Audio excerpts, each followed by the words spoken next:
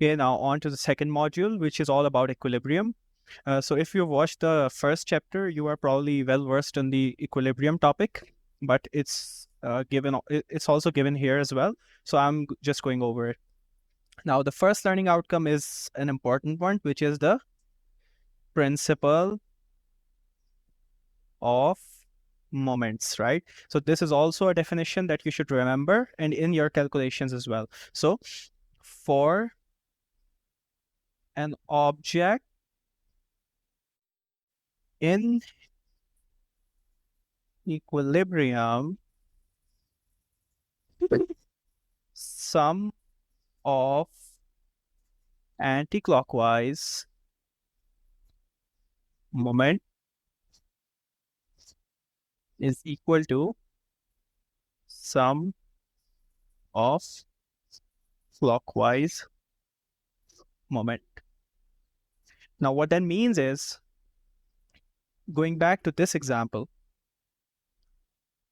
so this is an object and a force of 10 Newton is being applied here. And this distance is, for example, 2 meter. And a force of 10 meters is being applied here.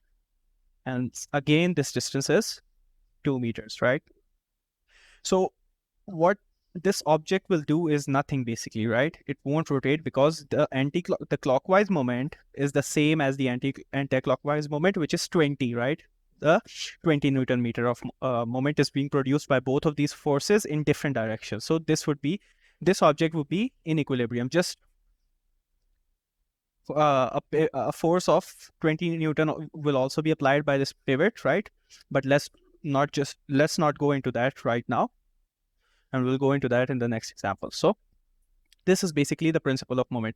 And in the exams, they test this by giving you all of this data with one variable, and they will tell you it's an equilibrium, and you have to find the one variable.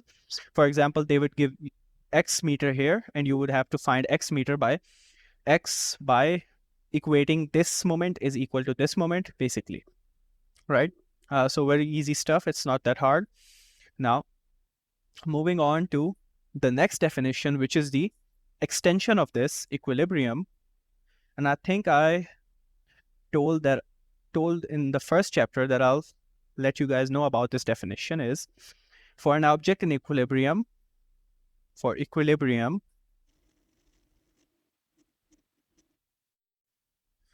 the first thing is this one, sum of anticlockwise is equal to sum of clockwise, right? So no resultant torque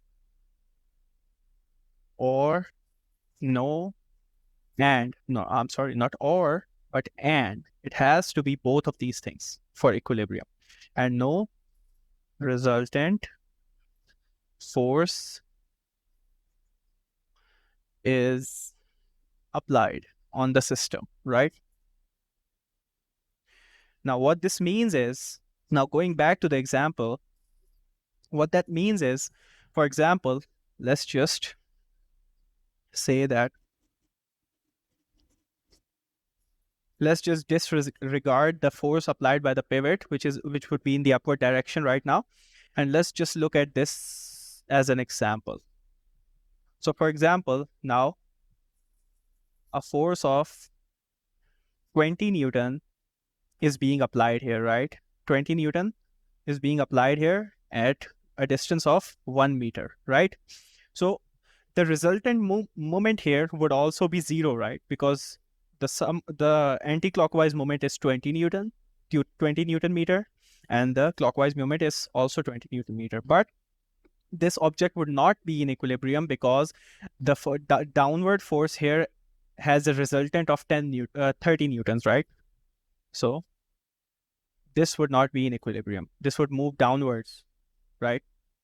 But in reality, a force is also being applied from the pivot here, which would be, if this would be 30 Newton, then this would be in equilibrium, right? Only then this would be in equilibrium because the upward and downward are also balanced, and the clockwise and anti-clockwise are also balanced. So whenever you are told that system is in equilibrium, right, this should be in your brain. This should sum of horizontal forces, right? FH is 0. Sum of vertical force is 0. Sum of clockwise moment is equal to 0. And no, sum of clockwise is equal to sum of anti-clockwise, right? So these three things must always come into your mind as soon as you hear the word equilibrium, right? So this is basically the point of this learning outcome. Now, the third thing I've covered in the first chapter, but I'll just cover it here. The triangle, the vector triangle for an equilibrium force will never touch two heads, right? So the head to tail diagram would be a perfect head to tail diagram, right? Equilibrium. So this would be a vector. So for example, if an object is in equilibrium and an MCQ asks you for uh, the triangle, which triangle would represent this, you will first thing you will do is cancel out all the options with heads touching, right? Because that just doesn't happen in equilibrium forces, right? So to spot a graph of equilibrium, you should just keep in mind that the diagram is a perfect head to tail diagram, right? No heads are touching. So that's basically it for the second module. I hope you enjoyed and learned something. And finally, thanks for watching and goodbye.